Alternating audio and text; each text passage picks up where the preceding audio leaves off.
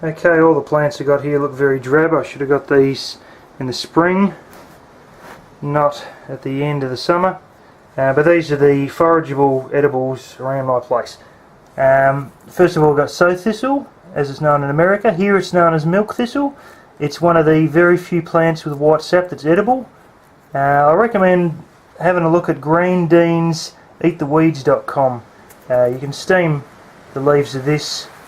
The sap you dip on warts daily. Just pick a bit off and put it on warts. My uncle even got rid of a skin cancer lump using that plant. This is another one which can be a bit of a trouble. Its berries can be used to make a jam, and it's known as African boxthorn. When it gets settled into your joint, it is really hard to get rid of it. I don't recommend having it around. This is another plant, I'm not certain what it is. It's got long stalks on it which have these sort of a seed thingies that sort of all crumble out like that, and these leaves, I've seen this in a book, don't really know a great deal about it. Apparently it's an edible.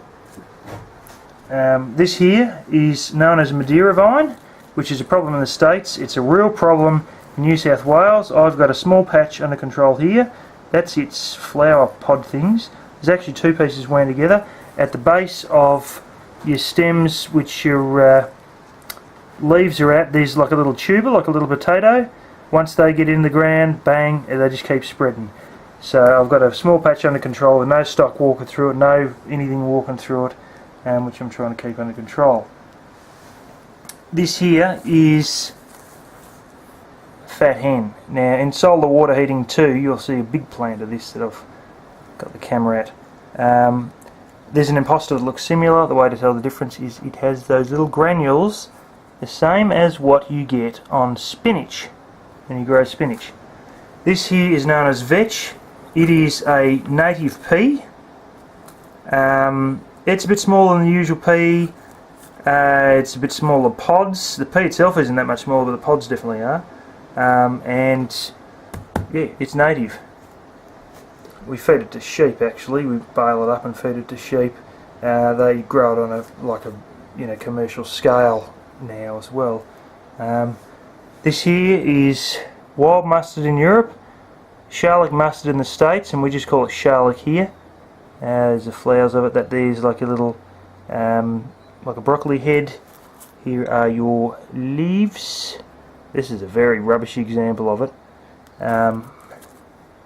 And your pods. There's an imposter that has these little round ball pods, which isn't the real deal, but it may be a close relative because I do notice it has dicotyledons similar to the same as normal brassicas.